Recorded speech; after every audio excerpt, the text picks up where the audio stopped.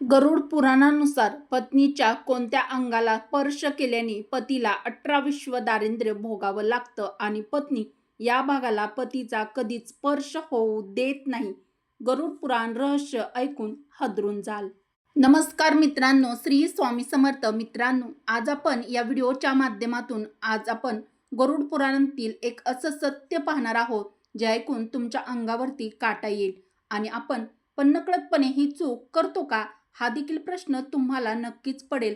मित्रांनो, गरुड पुराणानुसार भगवान विष्णू त्यांचे परमभक्त गरुडजींना एका कथेच्या माध्यमातून हे सत्य सांगत आहेत असा उल्लेख गरुड पुराणामध्ये आढळतो. तर मित्रांनो, पत्नीच्या कोणत्या अंगाला स्पर्श केल्याने पती भिकारी बनतो आणि पतीला भोगावे लागते दुःख, दारिद्र्य आणि कष्ट.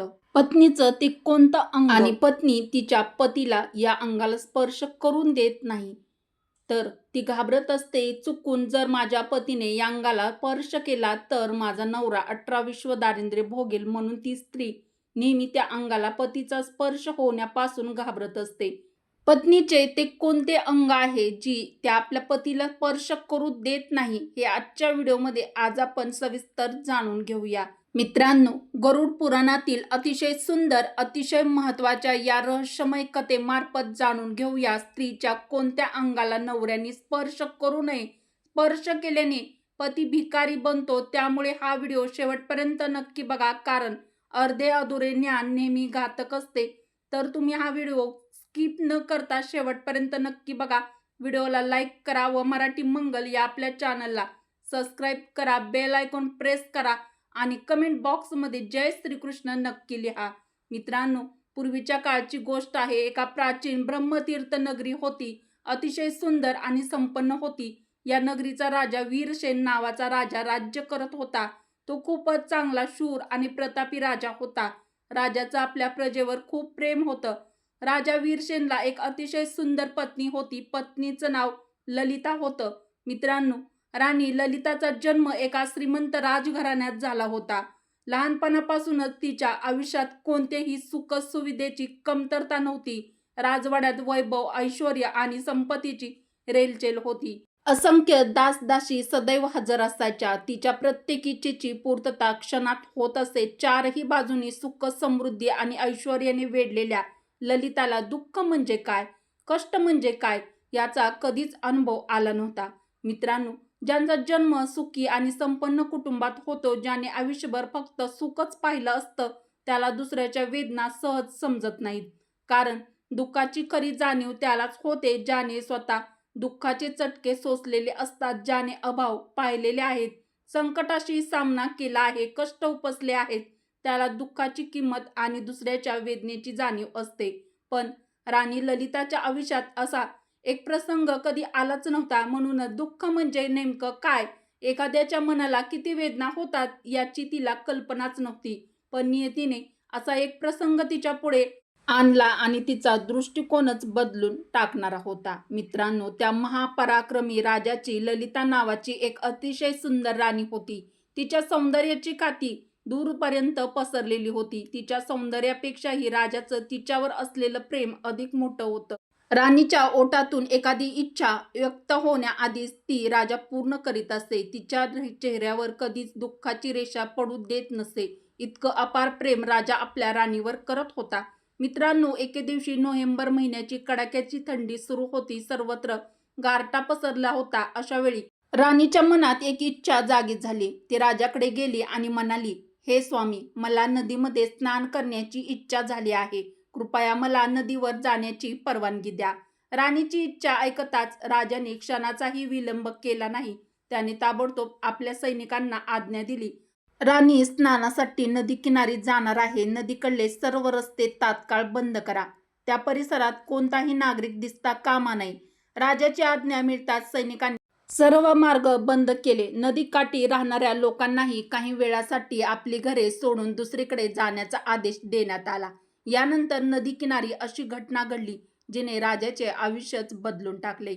मित्रांनो, आता त्या नदी किनारी फक्त पक्ष्यांचा मधुर किलबिलाट ऐकू येत होता. आसपास पूर्ण शांतता होती. एके दिवशी सकाळच्या प्रसन्न वातावरणात राणी ललिता तिच्या सखींसह नदीवर स्नान करण्यासाठी आली. नुकताच सूर्य उगवत होता. थंडगार वारा वाहत होता. नदीचं पाणी बर्फासारखं गार होतं. राणी आणि तिच्या सखी आनंदाने नदीत उतरल्या. हसत खेळत त्यांनी स्नान केलं. काही वेळाने त्या नदीबाहेर आल्या. पण मित्रांनो, नदीचं पाणी इतकं थंड होतं की राणीचं संपूर्ण शरीर थरथर कापू लागलं. तिचे ओठ थंडीने थरथर कापू लागले. ती घाबरून आपल्या सखींना म्हणाली, लवकर काहीतरी करा. मला खूप थंडी वाजत आहे. लगेच आग पेटवा, नाहीतर माझे प्राण जाऊ शकतात. राणीची अशी अवस्था पाहून सख्या जंगलाकडे लाकडं आणण्यासाठी निघाल्या. तेवढ्यात राणी मोठ्याने म्हणाली, इतक्या दूर कशाला जाता? समोरच त्या झोपड्यापैकी एक झोपडीला आग लावा. मला आधी या थंडीपासून वाचवा. हे ऐकताच एक सखी धाडस करून राणीला नम्रपणे सांगितलं, राणी साहेब, कृपा करून असं करू नका. ही झोपडी एखाद्या गरीब कुटुंबाची असेल. त्याच्या राहण्याचा तो एकमेव आधार असेल. जर ही झोपडी जळाली तर त्या गरीब लोकांचं आयुष्य उद्ध्वस्त होईल. ते गरीब आहेत. ते तुमच्या विरुद्ध आवाजही उठवू शकणार नाहीत, कारण तुम्ही या राज्याच्या राणी आहात. सखीचं हे बोलणं ऐकताच राणीचा संताप अनावर झाला. ती रागाने ओरडली, तुला त्या जुन्या झोपडीची काळजी आहे, पण माझ्या जीवाची नाही. माझ्या आज्ञेचं पालन केलं नाहीस तर त्याची कठोर शिक्षा तुला भोगावी लागेल. राणीचा हट्ट पाहून सखीने शेवटी एका झोपडीला आग लावली. मित्रांनो, काही क्षणातच त्या आगीने विक्राळ रूप धारण केलं. जोरदार वाऱ्यामुळे अग्नी एका झोपडीतून दुसऱ्या झोपडीत पसरत गेला. क्षणातच संपूर्ण नदी किनारा ज्वाळांनी वेढला. झाडावरचे बसलेले पक्षी घाबरून आकाशात उडून गेले. काही वेळात नदी किनारी असलेल्या सर्व झोपड्या जळून खाक झाल्या. त्या आगीच्या उष्णतेमुळे राणीला थंडीपासून आराम मिळाला. तिच्या चेहऱ्यावर पुन्हा हसू आलं. आपल्या सखीसह आनंदाने राणी राजवाड्यात परतली. मित्रांनो, दुसऱ्या दिवशी सकाळी जेव्हा झोपडीतील राहणारे गरीब लोक आले तेव्हा त्यांना समोरचं दृश्य पाहून धक्काच बसला. त्यांच्या डोळ्यासमोर त्यांची घरं राखेच्या ढिगाऱ्यात होती. सर्वजण हंबरडा फोडून रडू लागले. कोणाचं सर्वस्व जळून गेलं होतं. कोणाच्या मुलाच्या डोक्यावरचं छप्पर नाहीसं झालं होतं. शेवटी त्यांनी ठरवलं, उद्या आपण सर्वजण राजदरबारात जाऊ, महाराजांकडे न्याय मागू. मग एके दिवशी सर्वजण, ते गरीब प्रजाजन रडत रडत राजदरबारात आले. हात जोडून म्हणाले, हे महाराज, काल राणीसाहेब नदीवर स्नानासाठी आल्या होत्या. त्यांच्या आज्ञेने आमच्या सर्व झोपड्या जाळण्यात आल्या. आमचं सर्वस्व नष्ट झालं आहे. राहण्यासाठी घर नाही, खाण्यासाठी काही नाही. या कडाक्याच्या थंडीत आम्ही आमच्या लेकरांना घेऊन कोठे जावं? आमचा गुन्हा तरी काय होता? मित्रांनो, प्रजेची ही व्यथा ऐकताच राजा वीरसेनने मान लज्जेने खाली घातली. चेहऱ्यावर त्याच्या संताप दिसत होता. त्याला कळून चुकलं होतं. ललिताने खूप मोठा अन्याय केला आहे. मित्रांनो, नंतर राजा राजसभेतून उठला आणि लगेचच राजमहालात गेला आणि राणीला म्हणाला, हे राणी, तो निर्दोष गरिबांचे घर का जाळले आहेस? तू यासाठीच स्नान करण्यासाठी नदीवर गेली होतीस का? गरीब लोकांच्या झोपड्या जाळशील आणि त्यांना निवाराहीन करायचं. तू त्या सर्वांचं कुटुंब उद्ध्वस्त केलं आहेस. त्यांना बेघर केलं आहेस. नदीवर स्नान करण्याचा हट्ट केला होतास का? माझ्याकडून तर चूक झालीच. तुला नदीवर स्नान करण्यास जाण्यास परवानगी दिली, पण मला माहीत नव्हतं की तू इतक्या खालच्या पातळीला जाऊ शकतेस. इतकं नीच काम करू शकतेस. तू गरिबाचं घर जळताना एकदा सुद्धा विचार केला नाही, जर कोणी तुझं घर जाळलं तर तुला कसं वाटेल? मित्रांनो, अशा प्रकारे राजा राजमहालात जाऊन खूप क्रोधाने वेगवेगळ्या शब्द राणीला बोलत होता. राजाचं बोलणं ऐकून राणी म्हणाली, त्या गरीब लोकांच्या मोडकळीस आलेल्या झोपड्यांना तुम्ही घर म्हणत आहात. ते लोक त्या झोपड्यामध्ये राहिले नाहीत तर यामुळे असं कोणतं मोठं नुकसान होणार आहे? आणि झालेच तर किती मोठे होणार आहे? हे राजन, अशा शेकडो झोपड्या तुम्ही पुन्हा बनवू शकतात. यामध्ये मोठे नुकसान नाही. तुम्हाला माहीत नाही का? अनेक राजे त्यांच्या राणीसाठी पूर्ण धन घालवतात. तुम्ही त्या गरिबांच्या झोपड्यांसाठी मला वाईट साईट शब्द बोलत आहात. राणीचं असं बोलणं ऐकून राजाचा राग आणखीनच वाढला. राजाने दासींना आज्ञा दिली, हे दासींनो, राणीचे सर्व राजवस्त्र ताबडतोब काढावेत. त्याचबरोबर राणीने जे काही राज आभूषण दागदागिने घातले असतील ते देखील काढावेत. राणीला भिकारणीचे कपडे परिधान करावेत. राजाने जसे आज्ञा केली तसेच दासींनी केले. राणीचे सर्व राजवस्त्र आणि आभूषण काढून राणीला भिकारणीचे वस्त्र परिधान करण्यात आले. मित्रांनो, राजा वीरसेनने राणी ललिताला राजमहालातून बाहेर नेऊन राजा म्हणाला, निघून जा. भिकारणीसारखे लोकांच्या दारोदारी जाऊन भीक माग. तुझ्या एका क्षणाच्या सुखासाठी गरिबांच्या झोपड्या जाळल्या. सर्व लोकांच्या झोपड्या तुला तुझ्या कष्टाने बनवायच्या आहेत. तुला 1 वर्षाचा अवधी देत आहे.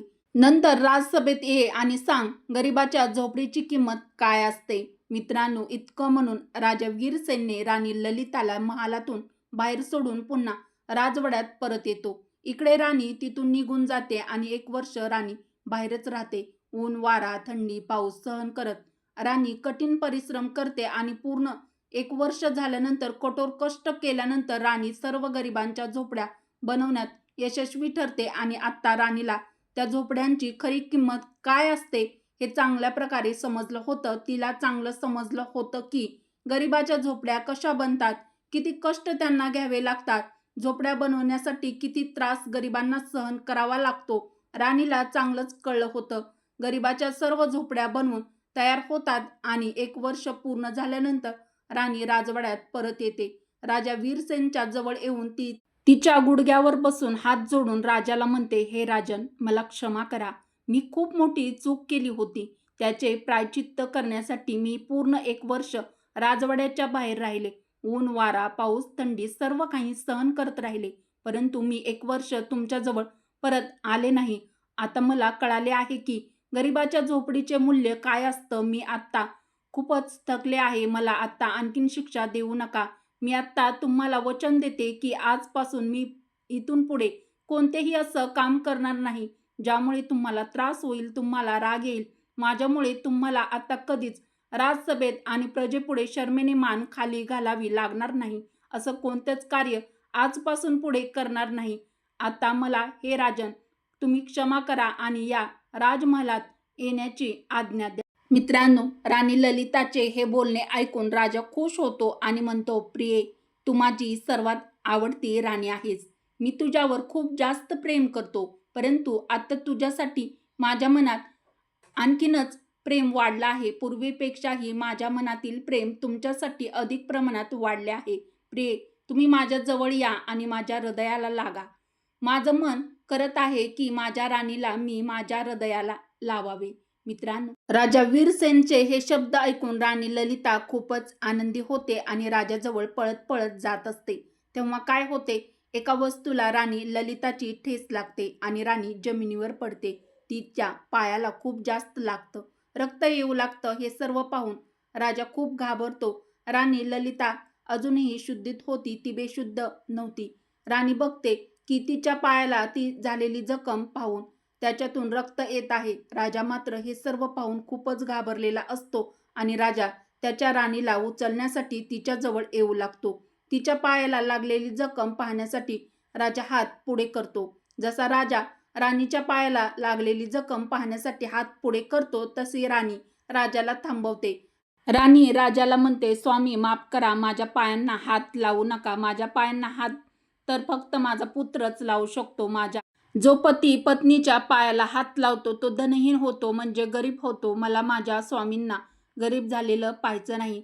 माझ्या स्वामीजवळचं धनाचं भांडार भरलेलं आहे. हे भरलेले भांडार रिकामे व्हावेत असे मला अजिबात वाटत नाही. म्हणूनच तुम्ही माझ्या पायांना स्पर्श करू नका. तुम्ही माझ्या हातांना स्पर्श करा आणि मला हाताने पकडा आणि उचला. मित्रांनो, राजा वीरसेन म्हणाला, असं का प्रिये? संकटाच्या काळामध्ये असं कोणताही नियम नसतो. आता तुमच्यावर संकट आलं आहे, तुमच्या पायाला जखम झाली आहे. मग तेव्हा मी तुमच्या पायांना स्पर्श केला तर त्याने काहीच फरक पडणार नाही. राणी म्हणते, तुमचं म्हणणं खरं आहे, परंतु जेवढं तुम्ही तुमच्या जागेवर योग्य आहात तेवढं मी सुद्धा माझ्या जागेवर योग्य आहे. आता मी पूर्णपणे शुद्धीवर आहे. बेशुद्ध झाले असते तेव्हा तुम्ही माझे पाय पकडले असते तर ती गोष्ट योग्य असती, परंतु शुद्धीवर असताना तुम्ही माझे पाय पकडणे पूर्णपणे अयोग्य गोष्ट आहे. मी बेशुद्ध असताना तुम्ही माझे पाय पकडले असते तर याचा कोणताच दोष लागला नसता. पण आता मी शुद्धीवर बसलेली व्यवस्थित आहे. अशा वेळी जर तुम्ही माझ्या पायांना स्पर्श केला, यामुळे मोठा अनर्थ घडू शकतो. जर तुम्ही माझ्या पायांना स्पर्श केला तर मी एका मोठ्या पापाची भागीदारी बनू शकते. म्हणूनच महाराज, तुम्ही मला क्षमा करा. माझं म्हणणे समजून घेण्याचा प्रयत्न करा. राजा म्हणतो, असं का? तेव्हा राणी ललिता म्हणते, ज्याप्रमाणे माता लक्ष्मी भगवान विष्णू यांचे सतत पाय दाबत असते, नेहमी त्यांच्या पायाजवळ बसलेली असते, नेहमी त्यांचे पाय दाबत असते, त्याचप्रमाणे लक्ष्मीरूपी मी तुमची पत्नी आहे आणि विष्णुरूपी तुम्ही माझे पती आहात. म्हणूनच माझं स्थान तुमच्या चरणात आहे. तुमच्या चरणाची सेवा करणं माझा धर्म आहे. तुम्ही माझ्या पायांना स्पर्श करून मला पापी बनवू नका, मला अपराधी बनवू नका. अशा प्रकारे राणी ललिताच्या बोलण्यानंतर राजाला समजले व त्यानंतर राजा राणीचे दोन्ही हात पकडून तिला उचलतो आणि तिला त्याच्या छातीशी कवटाळतो. त्यानंतर राजा राणीला आदरपूर्वक त्याच्या महालात घेऊन जातो. मित्रांनो, अशा प्रकारे कथेमधून तुम्हाला समजलंच असेल की पतीने पत्नीच्या कोणत्या अंगाला स्पर्श करू नये. पतीने कधीही पत्नीच्या पायांना स्पर्श करू नये, कारण जो पती पत्नीच्या पायांना स्पर्श करतो किंवा जी पत्नी पतीला तिच्या पायांना स्पर्श करायला सांगते, समजून जा की असा पती हळूहळू दरिद्री बनून जातो. मित्रांनो, हेच कारण आहे की ज्यामुळे पत्नी तिचा हा अंग पतीला स्पर्श करू देत नाही. मित्रांनो, व्हिडिओ कसा वाटला ते देखील कमेंट करून नक्की कळवा. व्हिडिओ आवडला असेल तर व्हिडिओला एक लाईक अवश्य करा. मित्रपरिवारासोबत हा व्हिडिओ तुमच्या जास्तीत जास्त शेअर देखील नक्की करा. व्हिडिओ शेवटपर्यंत पाहिल्याबद्दल तुम्हा सर्वांचे मनापासून धन्यवाद. आणि असेच नवनवीन व्हिडिओ पाहण्यासाठी मराठी मंगल या आपल्या चॅनलला सबस्क्राईब करा, बेल आयकॉन प्रेस करा, म्हणजे जेव्हा कधी मी नवीन व्हिडिओ अपलोड करेल तेव्हा त्याचं सर्वात आधी नोटिफिकेशन तुम्हाला मिळेल आणि तुम्ही एकही व्हिडिओ पाहायचा विसरणार नाहीत. श्री स्वामी समर्थ. जय श्रीकृष्ण. जय माता लक्ष्मी.